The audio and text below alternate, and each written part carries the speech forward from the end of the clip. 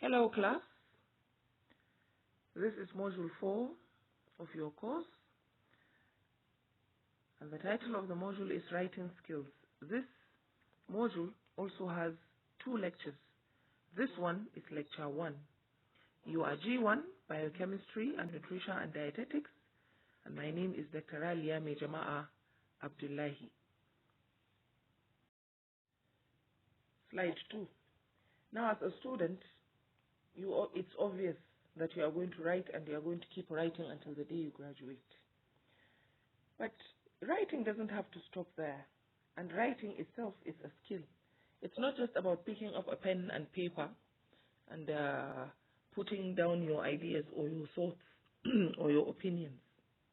The ability to write well is in fact one of the most highly prized skills. This is why we have great writers, we have poor writers, we have writers whom when you read their works you'll never forget them, and you have writers who you forget immediately. Some writers are interesting, some writers are boring, some writers are exciting, some writers are tedious. So you can see that writing is a skill. But this is not to say that it's a skill that you are born with. It is a skill rather which you can learn and perfect yourself in. So it is a skill which is developed by practice, and it is accompanied by a thorough knowledge of 3 key things: grammar, punctuation, and spelling. And these are the things that are used to enable people to understand what it is we want to say.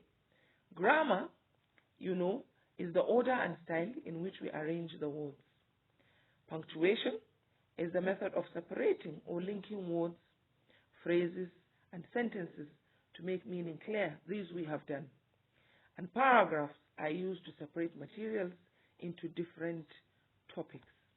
Spelling, of course, comes in because if you spell a word incorrectly, it either doesn't make sense or you end up saying something else besides what you intended to say originally.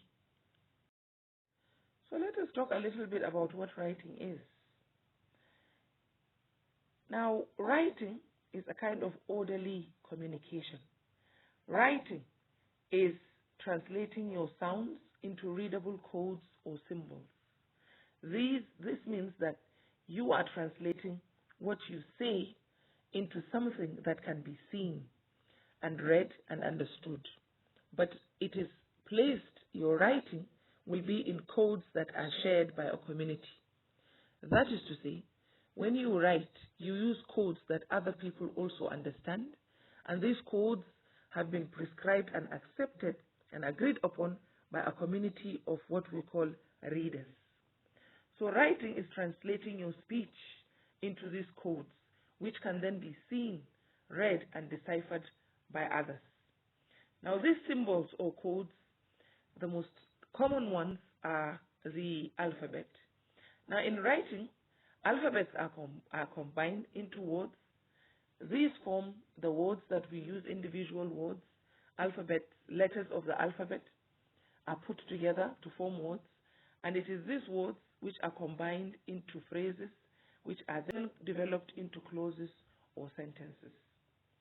So the sentences eventually come together into paragraphs, and paragraphs form essays, chapters, and books. So writing then must aim at conveying the inner thought of the writer to the reader in the simplest and most understandable language and in a cogent manner. This means then that when you want to communicate, when you write, your whole aim should be to convey your meaning, to project your meaning, to send your message, to get your meaning across, not to confuse whoever is reading what it is you are writing. So simplicity and comprehension are the key words to think of whenever you want to develop your writing skills. People have the idea that when they use difficult words or fancy words, that this makes them look sophisticated. But what is the point in using words which your reader cannot understand? If you are not understood, then you have not communicated. And if you have not communicated, you have not achieved your aim. And so writing in the proper sense of the word has not really taken place. What are the essentials of good writing? First of all, writing must satisfy the purpose of the writer and the purpose of the reader. Because unless you are a child who is doodling, just learning how to hold a pencil and just scribbling scrawny shapes and images on pieces of paper, you must have some intention, some aim behind any piece of writing. So this means that writing must satisfy that purpose. You have to have a reason for writing something. So the writing should serve that purpose. And generally when you write, you want to address that writing to someone, either to the public or to an individual. So you want the reader to understand. And this means that if you are able to convey your understanding to your reader, or to convey your meaning rather to your reader, then the writing would have served also the purpose of the reader. Secondly, writing must be well thought out, such that the reader is able to identify its theme and purpose. Some people have very poor skills in writing, in the sense that when they write, it's like the reader feels as though she is running helter-skelter across the page. They begin a thought, they don't complete it until much later, after they've gone through other thoughts besides the other one. There is no logical connection between different parts of the writing. Everything is confusing, and sometimes you finish the reading and the writing has not given you any clue as to exactly what it is about, what its purpose is, or what its theme or even message is. Such a writing is writing which has failed. So writing needs to be well thought out. It's not enough to just put your thoughts on paper. You have to also structure the thoughts, think about what you have written, arrange it in the ways that will make sense, and before presenting it to whoever your reader is going to be. Thirdly, a writer must choose a subject matter in which he or she is knowledgeable or can find materials to develop. Yes, sometimes we tend to react to things. When we read someone or hear someone say something, or when something happens in society, some people are eager to comment, but they don't have all the information. They don't know much about the subject or about the topic. They are not informed. So if you want to develop your writing skills, before you ever put pen to paper to present an opinion or write an assignment or write your exam, you need to be informed. It has to be something you know, you have knowledge on. Do not write on things about which you are ignorant, or things about which you know very little. Eventually, or in the end, you will only come across either as a fool or as an ignoramus who doesn't know anything but is only interested in talking, or in this case, writing.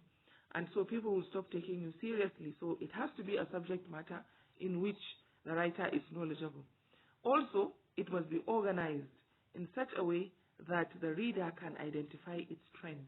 When you read the work of a good writer, you will find that just from the topic sentences, just by beginning the write-up, you will already have a sense of the direction in which the writer is trying to take you, or in which the writer is going.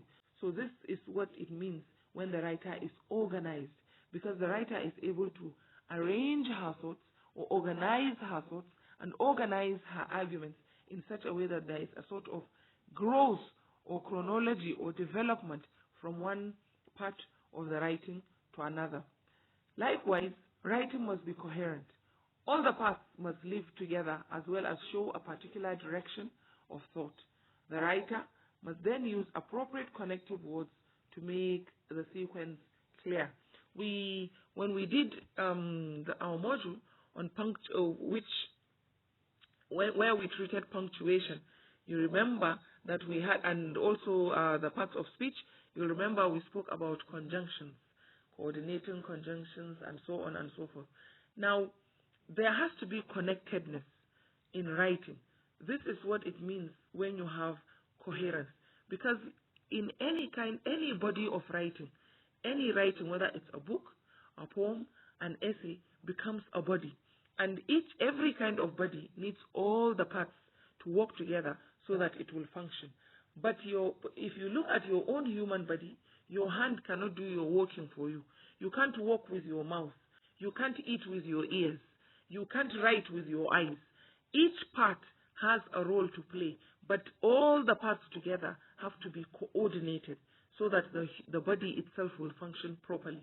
So it's the same with writing. All the parts of the writing have to somehow be coordinated in such a way that the writing will be successful. So in this sense, you need conjunctions. You need to show links and connectednesses with words such as therefore, however, but, also, likewise, and so on and so forth. This shows a link or a connectedness, a relationship between one part of the writing and another. Also, you could use phrases like as previously mentioned or as you shall see below, for instance. Likewise, the words that you choose in a writing must be sufficiently comprehensible for the reader to understand the contents of the writing. This means that you need to keep your reader in mind. What sort of reader do you have or are you thinking of? What kind of writing do you want to do? But even if you are writing for sophisticated readers, simplicity is always a good thing. It's always an advantage. So this means that the words you choose, you have to be careful in doing so that they are comprehensible, easily understandable. Don't choose words that are difficult where there are words that are simple, which will suffice. Of course, if you have to use technical terms, like medical terms or terms in science or technology or mathematics, those words you cannot change them, but yet you can explain them in layman's terms. So even when you use the technical terms, it is good to use simple language to explain in the interest or for the benefit of your reader. So this is what it means when we say that the words chosen must be sufficiently comprehensible. Also, the grammatical structures must be correct. That is, there must be concord. For example, you can't say, he are sitting on the bench. There is no concord because are is a plural verb while he is a singular pronoun. You can't say Ali are sitting on the bench. So it has to be Ali is. That is what we call concord, an agreement between the parts of the sentence. Also, there must be correctness in spelling of words and correct punctuation. Spelling so that you don't end up saying something else or something that does not make sense at all, and punctuation so that the reader can read your words comfortably and the structure or the reading flows smoothly because pauses are indicated, connections are indicated, full stops are indicated, where questions are raised, these are also indicated. You know the beginnings of lists. You know when a sentence is broken into a phrase or a clause because there is either a semicolon or there is a comma, etc., etc. Also, writing must be legible, especially if it is handwritten. Yes, this is a favorite, it's a pet peeve of mine, as we say in these days, that some people's handwriting is just not legible. You can't read it, no matter how much you try. You just cannot read their handwriting. So if your writing is going to be by hand, if you are going to write with your hand in your own handwriting, you have to make sure that the handwriting is clear and concise, that it is legible and it can be read by others besides yourself. Finally, writing must be put in its right channel. That is, whether it's a report or a letter or minutes or an article, a memorandum or communique, whatever kind of writing you are doing, each kind of writing tends to have its own format. For instance, the way you write the minutes of a meeting is different from the way you write an article, or the way you write a letter is different from the way you write a report. So all of these kinds of writing have their format or structure or form, what they look like on the page, certain features or characteristics which the writer should abide by if they are writing. You can't simply write a report as though you are writing an essay and claim that it is a report. You can't write a letter as though you are writing minutes of a meeting and claim that it is a letter and expect everyone to accept it. So you have to be careful about this. Writing needs to be adhered to. On this slide, we continue with the essentials of writing. Writing must be logical, and the thoughts and ideas must be sensible. Yeah, you can't write madness, you can't write nonsense, and insist that people have to understand it. So writing has to be logical, and it should show that there is some sense behind the writing. Writing must be sequential. That is to say, there must be a sort of development in the writing. You shouldn't just choose points and just throw them just anywhere. You start from either from the most important points and go to the less important ones, or you begin from the less important points and build up to the most important ones so that eventually you arrive at a sort of conclusion. And writing tends to have parts. There is an introduction, then there is the main body, and then there is the conclusion, and so on. So this is what we mean. There should be sequence in writing. Writing should mix sentence structures using simple, complex, and compound sentences. Please, the good writer does not use only simple sentences, or only complex sentences, or only compound complex. A good piece of writing will display examples of all kinds of sentence. And then, as much as possible, writing should express one idea in a paragraph.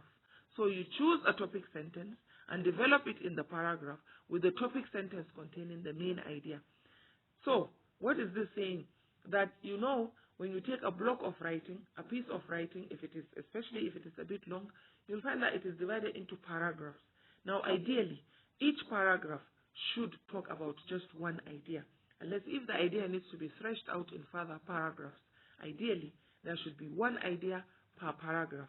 And this means that each paragraph is supposed to contain what we call a topic sentence. And this topic sentence is what contains the main idea. There will be more about this later on in the module. Now, the next point is that if it is not a fiction, it must be factual. So fiction allows imagination. Factual writing admits accuracy and verifiable truth. So before you start writing, you must first know whether you are going to write a fictional work, creative, whether you are creating a story or something else that is fictional, not real, not factual, or if you are going to present facts. So if you are presenting facts, you should be careful not to include fiction into it. And if you are writing fiction, you should know that you are writing fiction. So there are distinctions between this. Fiction will allow you to use your imagination and be creative in whatever ways you want to be, while factual writing wants accuracy, and whatever is there in the writing should be verifiable. That is to say, people can go and do research and find out that what you have written there is actually the truth. Next thing, if possible, you should illustrate your ideas with data or with visuals. That is to say, you can illustrate, you can exemplify, you can explain further by using charts, graphs, diagrams, or pictures. These are called illustrations, and they allow people to understand the writing even better. Also, a good writing should be concise and precise, without wasting words because of cost and the time of the reader. Concision and precision, that a good writing should be concise and it should be precise. That is to say, good writing should employ brevity. It should not be too verbose. You keep going on and on and on, talking, writing, repeating yourself and so on. It is not concise.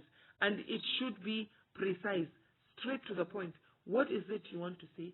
Say it in as economical a manner as possible without taking up too much of the reader's time. Also, if there is the need to quote or use other people's original work, these must be acknowledged. Otherwise, the writer will be guilty of plagiarism or piracy, which is the stealing of intellectual property that does not belong to you.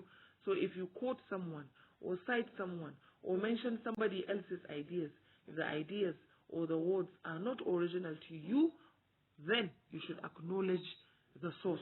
You should mention, open a bracket and write the name. I'm sure you are doing research methods in your courses, in other, in your disciplines, in your coursework. You must have courses that are titled research methods. So you'll be taught, of course, how to do proper citation so as to avoid plagiarism. But in any case, whenever you cite someone or take someone's idea and use it in your writing, you should respect the person and acknowledge them. So let's now go into the actual structure of the writing, and we are going to begin from the paragraph. So what is a paragraph? A paragraph is a group of sentences that expresses a single idea. It is a group of sentences that talks about a particular topic. So the first sentence of the group is usually indented. That is, it begins a little bit more to the right of the margin than the rest of the sentences in the group. And alternatively, a paragraph can be marked by leaving a blank line from the preceding paragraph. So this is how you identify a paragraph. Either when you see that the first sentence of the group of sentences is indented, or when you see a gap, as on the page before you, there is a blank line from one group of words to another, so you know that the two groups are distinct paragraphs. So a paragraph, as we say, is a group of sentences that expresses a single idea or talks about a particular topic. That is what a paragraph is. So in the previous slide, we defined what a paragraph is, and we spoke about it being a group of sentences that discusses a particular idea or topic. So now we are going to look at the topic sentence. Now, the topic of a paragraph is usually introduced in a sentence, and this sentence is called the topic sentence. And the topic sentence can do more than introduce the subject of the paragraph, because a good topic sentence states an idea or an attitude. That is, the controlling idea about the topic, as well as which controls what the sentences in the paragraph will discuss. So the topic of a paragraph, as we say, is usually introduced in a sentence. That is to say, when you are reading, you will find that in a good piece of writing, every paragraph tends to focus on a particular idea. That idea is called the topic of the paragraph. Now, that topic is usually contained in a sentence, and most commonly, the topic appears as the first sentence of that paragraph. Sometimes it can be in the middle, sometimes it can even be the last sentence of the paragraph. But whatever the case, there is always a sentence that you could identify which will tell you what the paragraph is about. So when you come to do, this is the trick for students. Eventually we'll talk about summary at some point. When these are the parts of the writing that you isolate when you want to do what is called summary. If you are going to summarize an essay or a piece of writing, what you simply need to do is to identify the topic sentences in the piece of writing so that you don't have to expand them, because what the topic sentence already contains the core idea of every paragraph.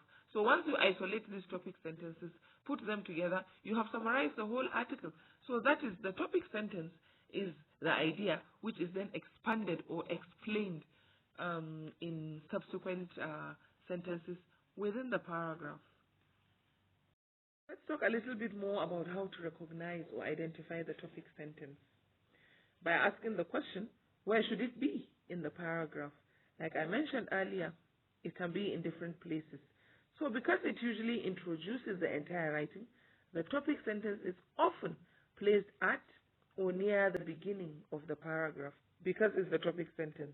However, it can be placed near the middle or even the end of the paragraph, depending on the type of paragraph that is being written. Sometimes both the topic and the controlling idea are not stated clearly in one sentence, but they are present. So in this case, both are implied or suggested in the development of the paragraph. So this means that it is not every writing that will give you clearly a topic sentence which you can easily identify. But for every paragraph, there is a topic which is implied.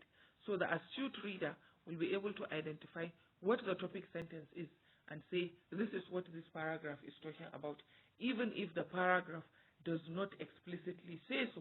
So what this module is saying or is trying to show is that you should not take it for granted that the first sentence of every paragraph is the topic sentence. The topic sentence can be located anywhere within the paragraph. The most important thing is for you to identify what the paragraph is about so that you can say this is the topic of the paragraph. Where it is implied will be your topic sentence if it is not explicitly stated. So as we stated previously, any piece of writing is made up of paragraphs, right? So paragraphs come together to give you an essay, a book, a letter, whatever. So we are going to start now with essay writing. So what is an essay?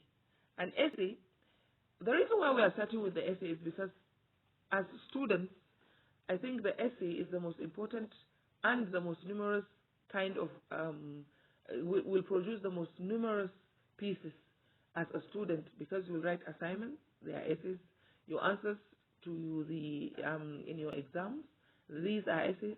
When you write a test, you are writing essays. When you do a presentation, you also write essays. And so this is why we need to focus on essay writing.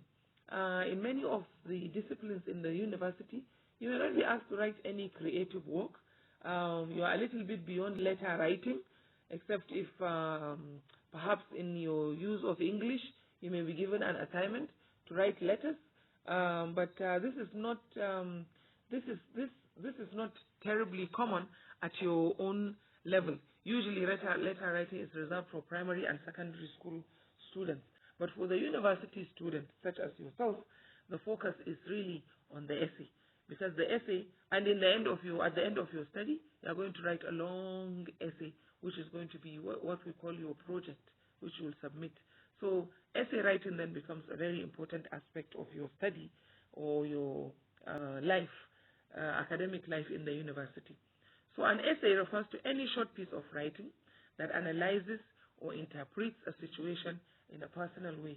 Absolutely. Because whenever you write an essay, you are presenting your own perspective on things, your own understanding of things, your own take on things, whether it is a critique, an analysis, an explanation, an answer to a question, a response, or whatever.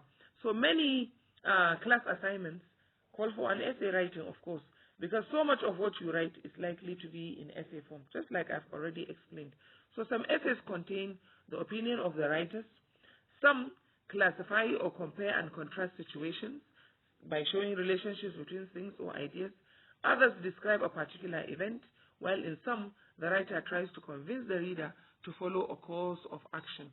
So that means eventually we are going to talk about the types of essay based on these classifications here that we've shown. And essays are made up of three parts. Usually they have an introduction, a main body, and a conclusion. So let's move on. In this slide, we are going to talk about the types of essay, like I mentioned in the previous slide, that there are different types based on those descriptions. The first type of essay is the narrative essay. This kind of essay tells a story of something that has happened in the past, which could be factual or created. That is to say, it could be a story. When you write a story, it is called a narrative. And then when you tell of something that happened, such as your day in school, that is also a narrative. So it can be both factual or fictional. Likewise, the dominant tense used in the narrative essay is the past tense if you are reporting something factual. But even when you read stories, you'll find that the dominant tense tends to be the past tense. So if the narration is a typical experience, what people usually do, or it may be going on now, the present tense is used. So if you are talking about something that people constantly do or engage in, you use the present tense. Likewise, if you are talking about what is going on in the present, you also speak up in the present. This is usually what you hear from reporters when they say, right now we are standing in front of the building and we can see that the governor is coming out and let's go over and talk to him. So they are narrating, but they are using the present tense because the thing is happening at that time. So, but the predominant tense, when they come to write their report, you will find that they report in the past tense. And likewise, when you read stories or novels, creative works, you find that they are also, the predominant tense is the past tense. The second type of essay is the descriptive essay. And this one gives a clear picture of a situation or an event. That means it describes something. It gives you a clear picture of something. It uses words to make you able to picture the thing. Because writing is supposed to stand in place of something that is not there. When I tell you about my sister whom you've never seen or whom you've never met, I have to use words that will make you able to picture her or to imagine her. The same thing with writing. So when you have a descriptive essay, the idea is to show something's outlook, its behavior, what its physical attributes, etc. And this is why in the descriptive essay you find a lot of adverbs, adjectives, figures of speech, metaphors, similes that are used. Adverbs, for example, when you say she walks quickly, you see you are describing how she walks. Or when you say he is a tall man, that tall is describing the kind of man that he is. So these are used to allow you to picture what is being described. And this is why they are called descriptive essays, because the object itself is not there. So the language has to be able to create an image of the object in the reader's mind. So the description must be organized so that the reader can vividly imagine whether it is a scene, whether it is an object, whether it is a person that is being described. If something happened to you, something exciting, and you want to tell your friends, you will have to be able to use words that will make them feel as though they were there, because you want to share your excitement. You want them to be as excited as you are. So what you'll be doing is not simply narrating, but you'll also be describing. So it can be something that happened, it can be an object that you want to describe, or a person. But now when you put this in writing, what you are doing is called a descriptive essay. The third type of essay is the argumentative essay. And this type of essay presents a point of view convincingly for the reader to share or to agree. And it is meant to either persuade someone, to prove a point, or to discuss problems by giving various sides of the argument with or without a solution, and it uses facts where necessary. So the argumentative essay makes an argument. Now when we say argumentative, we are not saying it is quarrelsome or it is looking for anybody's trouble. But when you make an argument, it means you are presenting a perspective. And that perspective is either there to convince someone to see your way of seeing things, or to persuade them to do something. So this is, or even you want to prove a point. You have an idea and you feel that it is the case, or it is the truth, or it is the correct way of seeing things. So you use argument. Argument means presenting cogent facts and points that will buttress whatever claim it is that you want to make. So when you do that in writing, it is called an argumentative essay. The argumentative essay would be the kind you will present if you are given an either-or question. That is, do you agree with something or do you disagree with that thing? Now, when you say you agree, you have to argue. Why do you agree? You have to present your points, make your case. And that is called the points that you present, and the case that you are making is called your argument. So if it's placed in writing, it becomes an essay, and it is called an argumentative essay. The fourth type of essay is the expository essay, and this one involves giving explanation or specific directives. And it is a kind of essay that enlightens the reader through analysis, comparison and contrast, classification and exemplification. So the aim is to instruct you or to inform you. When you buy a new gadget, you'll find a little piece of paper there giving you instructions on how to use your gadget and how to take care of it. That is also an essay, and that kind of essay is called an expository essay. But that one is when you buy things. However, you can do an expository essay when you are attempting to explain something. Either you are comparing something with another thing, or you are classifying things. Like if you are in nutrition and dietetics, you have food classifications. So when you write an essay about the different kinds, the different classes of food, it is an expository essay because you are clarifying, you are explaining the classifications of food. Likewise, if you are in biochemistry and you are explaining different kinds of acid, or different kinds of bases, or different kinds of salt, or whatever it is you want, if there are, or whatever it is you want to explain, if you are examining classifications and explaining their types, or comparing acids and bases, or bases and salts, then you are doing what is called an expository essay, because you are explaining things or you are giving instructions. The idea is to teach someone or to explain to someone something which they do not know, or to explain or display your understanding to your teacher who has asked you a question, to explain something or examine something or compare something or discuss the classification of something. When you do so, you have given an expository essay. Now, the next type of writing that we are going to consider is letter writing. This is because it naturally follows after your mastery of the essay. You need the essay to do your homework, to do your tests, and to do your exams. Also to write your project, which will be tested before you are and examined, and before you are allowed to graduate. Now, when you graduate, you will naturally be wanting to get employed. You look for a job, and you can't just go to people and say, give me a job, or here I am in your company, I want you to give me a job. You need to write what is called an application letter. So when you graduate, you need to be able to know how to write such a letter. There are different types, of course, and this is why we have this this topic, letter writing.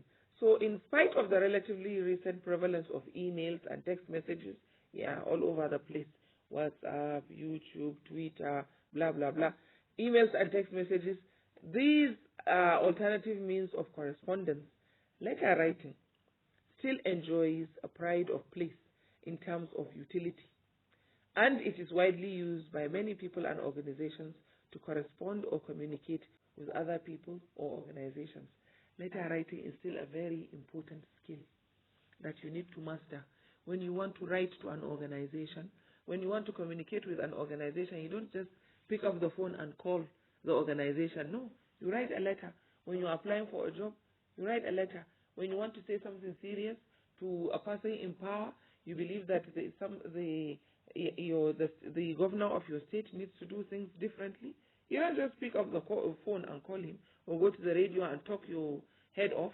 No, if you want to be taken seriously, you write a letter.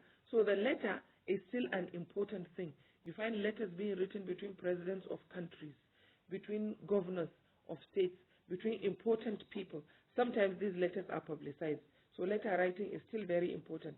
No matter how many emails or text messages you would want to write, the letter is still taken more seriously than these. Well, the email, of course, is just a kind of electronic letter, but it depends on the format in which you put it. So letters are very much important in organizational activities, and that is why companies employ highly trained and specialized secretaries and legal practitioners to help, among other responsibilities, in writing good letters for them.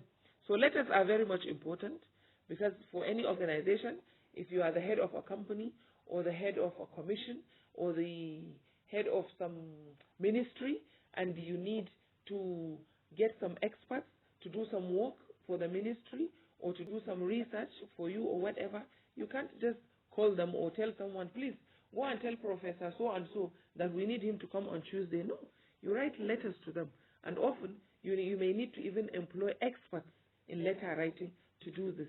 These experts will write invitation letters asking them to come and do the work. Likewise, if you need something from the president or from your superior, you may often have to find someone who is expert to do it. So this is why letter writing is a very important skill. If you have it, you may not need to employ anybody to do it. But if you do not, you may need to find someone who is able to do it in order to do it. Especially when you are writing letters that concern matters of the law. In this instance, you may need to find a lawyer who is familiar with the legal terms and with the law, and to make sure that you do not write anything that will get you into trouble. So you can see the importance of proper and correct letter writing. Now, scholars are divided as to the classifications of the letter. That is to say, what kinds of letters do we have?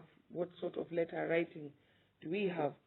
Some scholars say there are only two types, the formal letter and the informal letter, while other scholars say that there are three types, the formal, the informal, and the semi-formal. But it is important to note that the type of letter is determined by the tone, that is the kind of way that you speak or address your reader, by the physical features of the letter, because there are, when you take the formal letter, for instance, there are certain things that have to be there, which may not necessarily be there in the informal or semi-formal letter, and the purpose for which it is written. The purpose will determine whether it is going to be a formal letter or an informal letter, as we shall see in the slides that will follow. So let's begin with the formal letter. A formal letter, which is otherwise known as a business letter or an official letter, is the letter meant for official communication in business establishments, public institutions, or private organizations. So you can call the formal letter a business letter or an official letter. And a formal letter may take the form of an application letter, just like I have mentioned, when you're applying for a job, a letter of complaint, when you have a complaint, a formal complaint that you want to lodge, something has been done wrong, and you want to complain about it to those that are in charge or to those in authority. You write what is called a letter of complaint. You can also request for something formally from a company or from a superior. This is called a letter of request. A letter of inquiry, when you want to find out more about a certain organization or a company or how a ministry is run, or about any media station and so on, you can write a letter of inquiry. Also, you may also write a letter of acknowledgement. That is when someone has done something to help you, perhaps in some academic endeavor or in some other thing. You write what is called a formal letter of acknowledgement. Let's suppose some non-governmental organization supports you in providing free teaching or learning materials to your rural community. You write a letter of acknowledgement to that organization, thanking them for their contribution and so on. Now, the language of formal letters is supposed to be accurate, it's supposed to be concise, clear, and strictly formal, without unnecessary greeting or show of familiarity. Absolutely. When you are writing a formal letter, you don't go on, how is your son, how is your mother, how is the family, did you manage to finish that ice cream that you were eating yesterday, and so on. You don't show familiarity. You don't show that you know, even if the person that you are addressing is your own father or your own brother or your best friend. As long as the reason for writing the letter is a formal reason, you do not show familiarity in the letter. You do not show that you are familiar with the person. You leave that for the non-formal letter or the informal letter. So, no show of familiarity, no unnecessary greeting, and the language should be accurate and concise. You don't go on and on and on talking about the weather, the climate, the politics, the problems of the economy, and so on and so forth. None of that has any space. The formal letter is supposed to be brief and straight to the point. Also, it is advisable that when you are writing a formal letter, you should avoid such language used as ambiguity, contraction, slangs, cliches, idioms, proverbs, wordiness, archaisms, and abbreviations. Language such as ambiguity, when it is not clear what you mean, whether you mean one thing or the other, because you know there are words that have more than one meaning. So you have to be clear when you say, I went to the bank, or we stopped at the bank. Which bank? Are you talking about the financial bank, where like First Bank or UBA, or are you talking about the bank of a river? So it has to be clear that you have ambiguity when it is not clear which kind of bank you are talking about, for instance. Also, you should avoid contraction. Contraction is when you take two words, put them together, and use a sort of apostrophe. For instance, instead of saying it is, you say it's. Or I am, you say I'm. Or they will, you say they'll. Please, you should avoid that. These are called contractions and they don't have any place in the formal letter. Slangs, of course, you know what slangs are. No space for them, please. Cliches, that is when you keep using expressions that are dated curiosity kills the cat. Please, it's a cliche. Things like that, idiomatic expressions, proverbs, all those things, you should avoid them when you are writing formal letters. Wordiness, when you talk too much, you write too much, unnecessary details that are not required. Archaisms, words that are no longer in use. Latinisms, words that have they are not used, they are archaic, they are old-fashioned. Shakespearean type of English, you avoid that. And abbreviations, don't use abbreviations. Short forms, instead of writing BEFORE, the word before, you write B and then you write the number 4, please. Or if you want to write from, you just write FRM. No, these are called abbreviations. What you do in your text messages, these should not be done in the formal letter. We mentioned earlier the format, the structure, the form, what the letter looks like, what sort of structure it follows could determine whether it is a formal letter or an informal letter. So on this slide, we are going to talk about the format, that is the structure of a formal letter. So the first thing, number one, is the address. Obviously, you are writing to someone. How do you address them? So formal letters have two different addresses.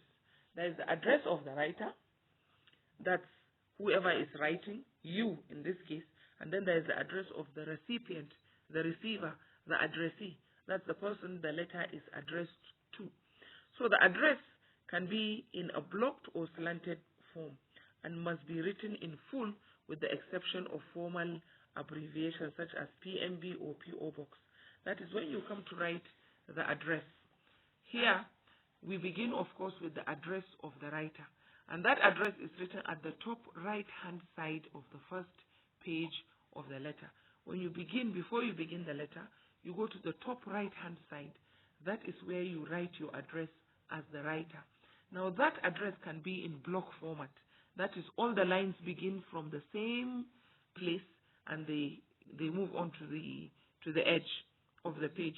Or you can slant it so that the first line starts, the next line that follows is pushed a little bit inside, and the next line, the third line after that, is pushed even more inside, so that it's like when you look at the beginnings of the lines, it's like it is the edge of an upside down triangle.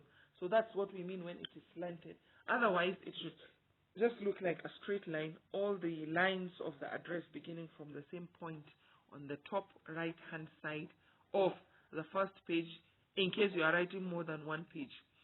And this address, immediately after the address, you skip a line and you write the date. So your address will contain, of course, the physical location, for instance, Department of Biochemistry and Dietetics, Bayero University, Kano. PO Box or PMB, you write it.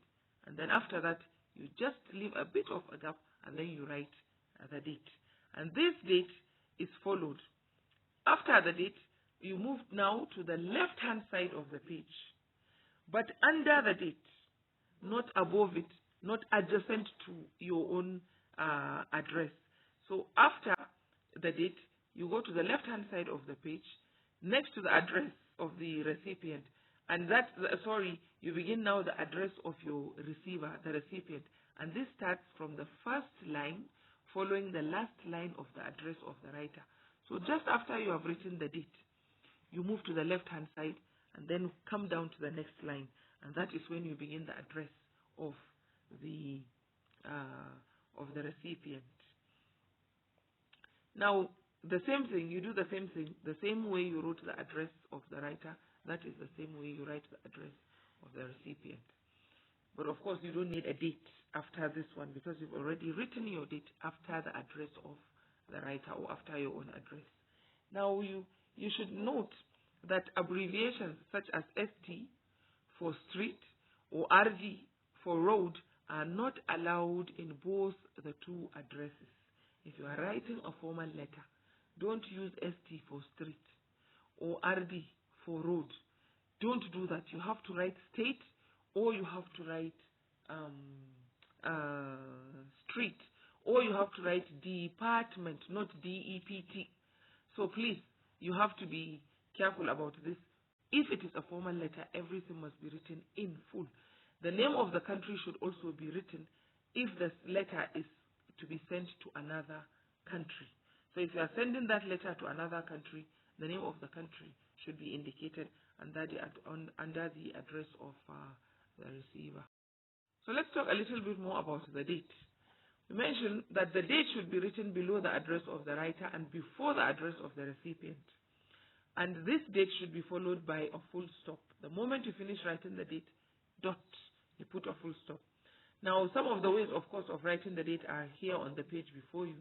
You can write 2 and then the ND, meaning 2nd April 2016, or you can just write the numbers with slashes between them, or you can write the numbers with dashes between them, or you can begin by writing the month, then the day, and then the actual year, etc. So there are different formats of writing a date. Just make sure that you do the correct thing for any format that you choose. After the date comes the salutation. The salutation is the greeting with which you open your letter, and it is written at the left-hand side of the paper immediately below the address of the recipient. So top right-hand side, address of sender. Then next, left-hand side, you move to the left-hand side, one line beneath the date, which is the last line of the sender's address. You now write the receiver's address. Then immediately after that, you write your salutation. And the salutation is always followed by a comma. For example, after the address of the receiver or the address of the recipient, you now write dear sir, or dear madam, or dear dear member, House of Reps, you know, things like that. Whoever it is, but usually it is just sir or madam.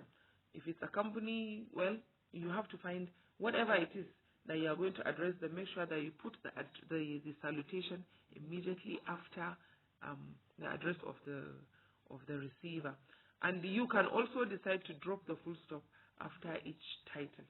That is, instead of if you are using titles, dear Mr. John, you can just write Mr.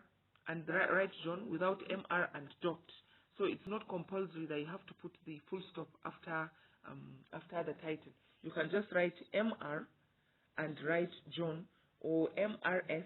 and write John again. Since it is Mrs., you know, it's going to be, or Mrs. and then Mary John, Mrs. Mary John, or Mrs. Hadiza Inusa. You don't have to put the dot after the Mrs. It's optional. You may or may not decide to use it. Whichever way you do it, it is correct in the formal letter. Now, after your salutation comes your title or the heading of the letter.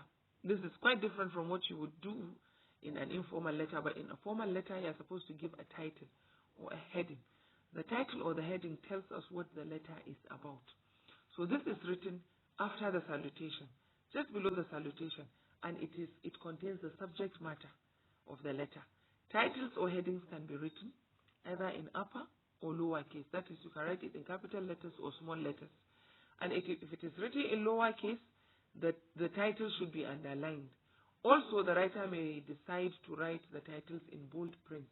Now, if you are writing it by hand, that is in your handwriting, you can either write in capital letters, uppercase, or small letters, lowercase.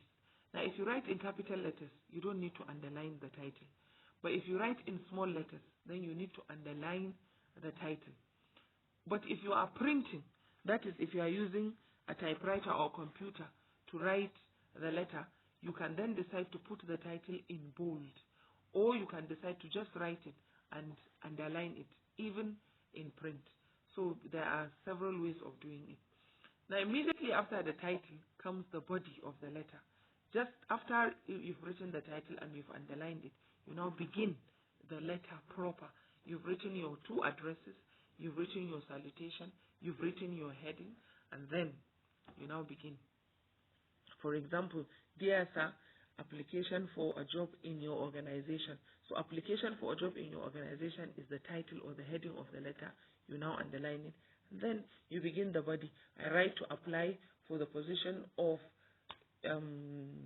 dietitian in your organization, and so on and so forth. Then you begin. So this is called the body of the letter. You now mention why you are writing that letter. So this section contains all the information which the letter aims to pass across.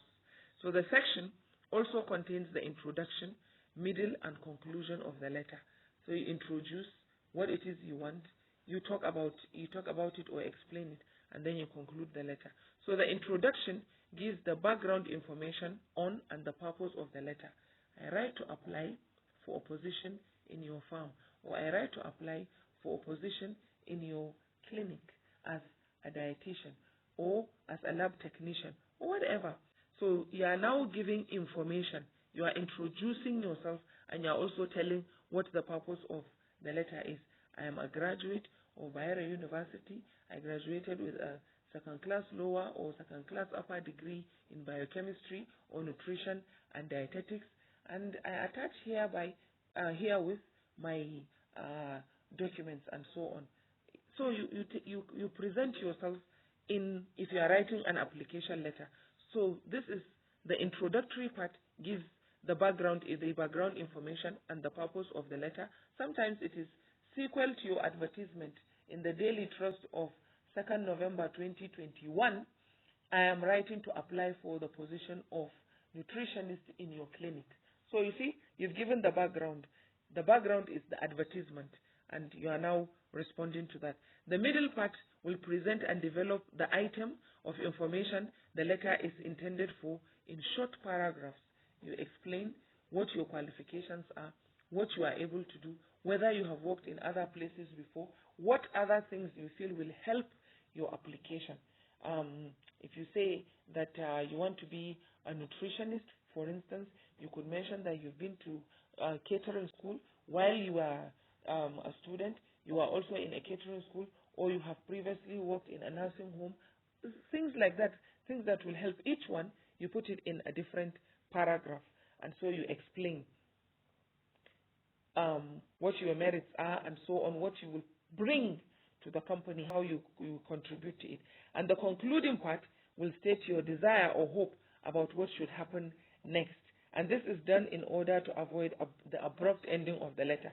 Instead of just stopping after you've listed your credentials and mentioned all the things you should do, or you could do, or you can do to contribute to the company or to the organization or to the person, whatever, you now conclude by saying that you hope this will meet the favorable consideration of the person or whatever, or that you are looking forward to the person's kind response or the person's response, depending on the kind of thing you want to say. So this is called the body of the letter. After the body of the letter, you write what is called the complementary clause or subscription. Subscript meaning the writing that comes below at the end. So, but it is also called the complementary clause. And this one is written just 2 lines from the body of the letter at the left or right of the page. You leave 2 lines. After you've finished writing the body of the letter, skip 2 lines, move to the right-hand side of the page or move to the left-hand side of the page, wherever you want to do. You can do it either way, and this is where you write your complementary clause. And the most acceptable form of complementary clause or subscription in a formal letter is yours faithfully. Just write that. It's easier for you. And the Y is in the upper case, while faithfully, F is in lower case. Not Y, yours, and then F, also capital letter. No. Please, it's only the yours that is in upper case, while the F is in lower case. Now, other alternative ways of closing the formal letters include yours truly, best regards, yours sincerely, or sincerely yours. So either way, you can choose the complementary clause that you want to write, and then you do that. Now, you should note also that only the first letter of the complementary clause is written in uppercase. You shouldn't do it for both words. A comma should be used at the end of the complementary clause before the signature and name of the writer. So when you write yours faithfully, you write comma and leave it. You are done with your complementary clause. Or sincerely yours, you put a comma. Or yours sincerely, put a comma. Or best regards, put a comma. Not a full stop. and then you move on to the next part of the letter, which is number 7, the signature or name, and the name of the writer. So immediately after the complementary clause, when you write yours faithfully, comma, you come under that, the next line, and write your signature. You sign. And then it is after you've signed that you now come under the signature, the next line, and you write your full name. So your signature will appear between the complementary clause and your full name. Not that you write yours faithfully, then you write your full name, and then you sign under it. You always sign above your name. So that's what you should do. Now, a woman should identify her gender by indicating her marital status. That is, she can put Miss if she is not married, or Mrs. if she is married, or else MS, which applies to both married and unmarried women. But you know that it's a woman. So you can write MS if you don't wish it to be known whether you are married or not. Or if you want it known that you are not married, you write MISS, which is Miss, or you write MRS, which is Mrs. But it is important that a woman indicates this, because in the case of a man, it is always Mr.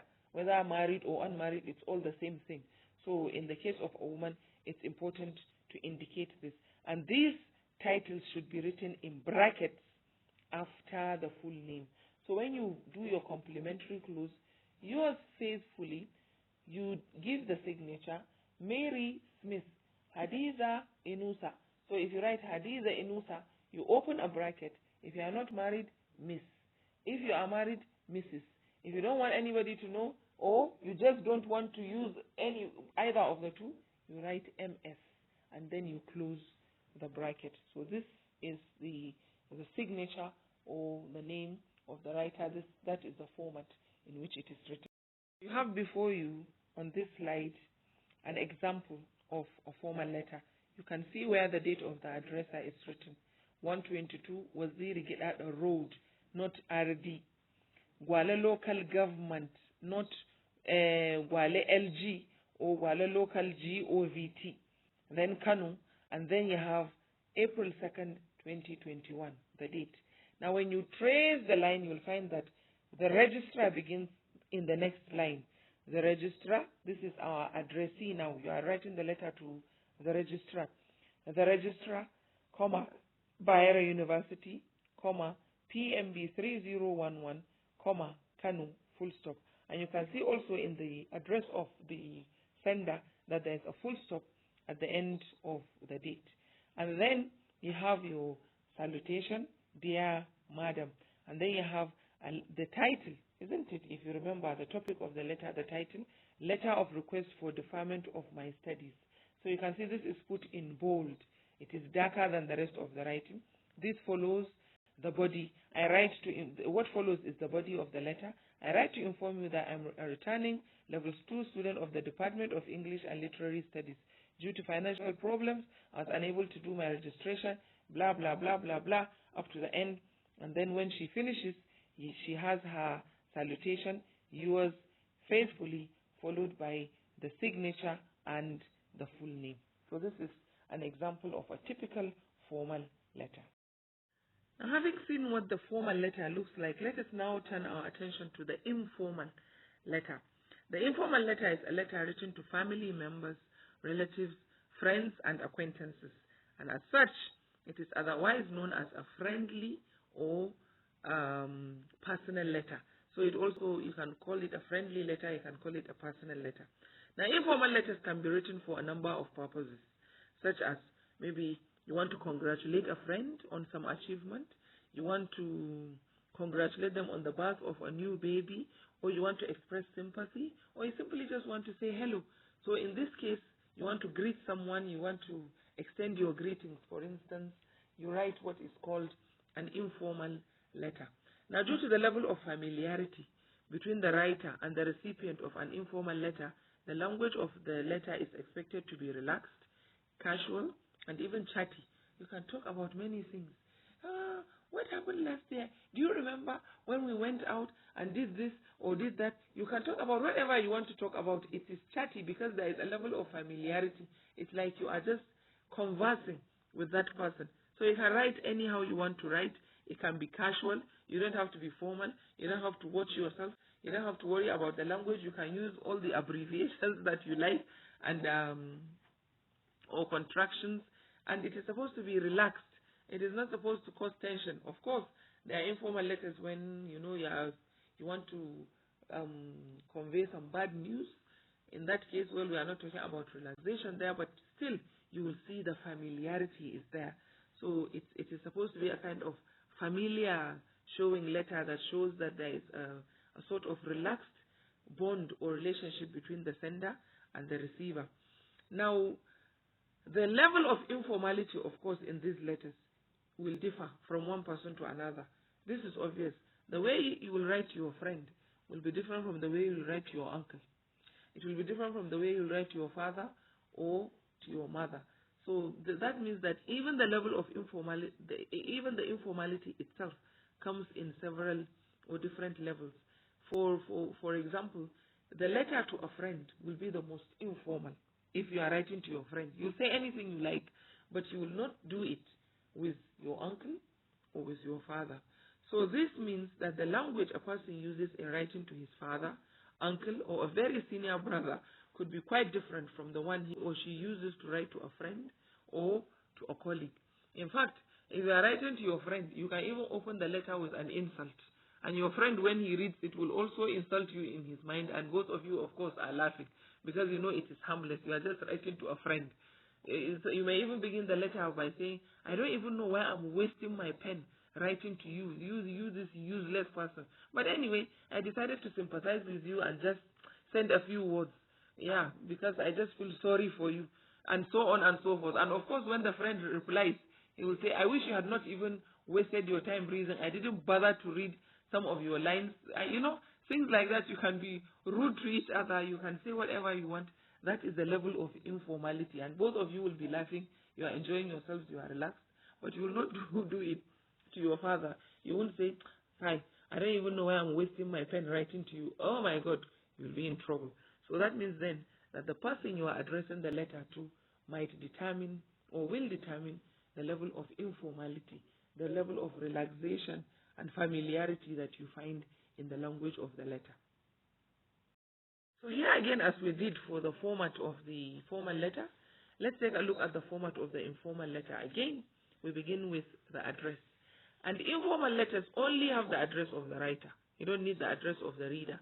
And it is written the same way that the address is written in formal letters. Now, like in formal letters, the address of informal letters can be in blocked or indented form, and the writer may decide to punctuate the address and the date, or he or she may leave out the punctuation altogether. That is, in the formal letter, you'll find that there is a comma after each line of address, which is then concluded with a full stop after the date. But in the informal letter, you can choose whether you want to put the commas and the full stop, or whether you just want to leave it like that. Either way, you should be consistent. Don't put a comma in one line and then leave one line, the next line without a comma. So you have to be consistent. Again, this is followed by the date, which is written just below the address, just like we did with the. Now, in the case of the informal letter, immediately after the date of the writer's address, what you have is not that you move to the left-hand side and then start writing the address of the receiver. As we have mentioned, the address of the recipient is not included in the informal letter. So what follows is the salutation. And it, of course, it starts from the left-hand side. It's on the left-hand side. So in informal letters, the salutation usually takes the form of dear, and then you mention the name of the person instead of dear sir or dear Mr. this or Mr. that. So it's dear Sani, dear Joseph. So for close relatives, one might just use my dear mother, dear daddy, bro, sis, and so on. So you should note that a writer may decide to write the salutation in upper and lower case as the above examples show, or he or she may capitalize only the first letter of the salutation as in my dear brother. So you can choose anyhow you want to write the salutation, whether in capital letters, or in small letters with just the first letter capitalized, or the first letter of each word capitalized. It's up to you. But the salutation is always followed by a comma, same as in the formal letter. Then comes the body of the letter, and this is the stage where the writer explains the message he or she wants to convey to the reader. Now, there's a difference here. You'll notice that in the formal letter, there is a topic which you write before the body. In this case, the body follows immediately after the salutation. No topic is given, or heading or title of the letter is given. And this is where you begin to state what you want to convey. Now, the tone of the language of informal letters is very important because it shows the level of familiarity and closeness between the two parties. In these kinds of letters, a writer may share jokes, use idioms and slangs, and the language of informal letters may be used in its contracted form, such as doesn't, you are, or isn't, So contractions, abbreviations, slangs, jokes, idioms, all of these are allowed in the informal letter. In the main body, you can use whatever kind of language you want to use, and the language that you use will tell the reader, will determine the level of familiarity between you and the recipient of your letter. After the body comes the complementary clause, just like in the formal letter. So in this case, for informal letter, the complementary clause or subscription may include any of these. You can say yours sincerely, yours affectionately, yours, your loving daughter, your loving son, whatever you want to call yourself, you can do that in the complementary clause. But like the salutation, it too is followed by a comma. And then after that, you simply write your name below the complementary clause. No signature is required in the informal letter. So here before you can see an example of an informal letter, which you can compare with the formal letter, and you'll see the differences. You can see that this one does not contain any receiver's address. It doesn't contain a topic or a title. There's just the salutation is Dear Said, which is a proper name of the friend or brother. And then you see the body of the letter, even longer than the other one. And then yours sincerely, Dawood. There is no signature. So you can see when you read it, you can see that even the information there tends to be chatty, talking about the weather, talking about culture shock, talking about things, new places that you've been, and so on and so forth, making comparisons. So this is the informal letter. You can talk on and on and on. The informal letter can run for 50 pages if you want. As long as you have things to say, you just keep saying them. So that's the informal letter, and that's the difference between this one and the formal letter. Now, we did mention that some scholars have three classifications for the letter: formal, informal, and semi-formal. So let's take a brief look at the semi-formal letter. And this is a letter which shares some characteristics of both formal and informal letters, such as it is regarded as a letter which is neither formal nor informal. A semi-formal letter is a letter one writes to someone he knows but does not share a close relationship or familiarity with. This can be like to a former headmaster, to your former boss for information, or letters to an adult family friend, or letters to your father's or mother's friends or similar persons. So this means that there is a personal relationship between you and the person, but the level of familiarity is not as high as you would engage in an informal letter. So this is when you write what is called a semi-formal letter. Dear Auntie, I'm writing to please request your assistance, to please come and stay with you for the weekend, and so on and so forth. This is semi-formal. Let's suppose you are in school, you are schooling in a state that is different from where your parents live. But in that state, you have a guardian, and you want to write to them that you want to come and spend the weekend with them. Now, you know them, they are your guardian or guardians, but you don't have the level of familiarity that you have with your mother or with your father. So the kind of letter that you write requesting to come and stay with them for the weekend will be a kind of semi-formal letter. Now, this kind of letter contains only also the address of the writer, followed by the salutation, Dear Mr. Taiwo, Dear Sir, etc. You can see the similarity with the formal letter here in the use of title, Mr., and in the use of dear sir. This is followed by the body of the letter, just like the informal letter. It doesn't need a title, which should be written, but it is written in a polite and respectful manner. And the language is not too serious to the extent that the letter looks more formal than semi-formal. The language is not as serious as in the formal, but also it is not as relaxed as in the informal. And then after the body, you have the closing of the semi-formal, which will range from more formal to less formal. That is depending on how familiar you are with the person. You can either close with yours sincerely, or yours truly, or best regards, or cordially, or even respectfully. Yeah, Nigerians, we love respect, etc. And then finally, you should write your name in full, or your initials and the surname below the complimentary clause. So after the complimentary clause, you write your full name or your initials and then your surname and so on and so forth. So that's what you do, not just your name only. For example, if you are writing an informal letter, after the complimentary clause, you simply write Sani. You don't have to write Sani MS or MS Sani, But in the semi-formal letter, you can do so, or Muhammad Shehu Sani, so that the MS is fully captured. So you write it in full, or you write abbreviations and then your last name after that, or your first name and then the abbreviated second or third names if you have them.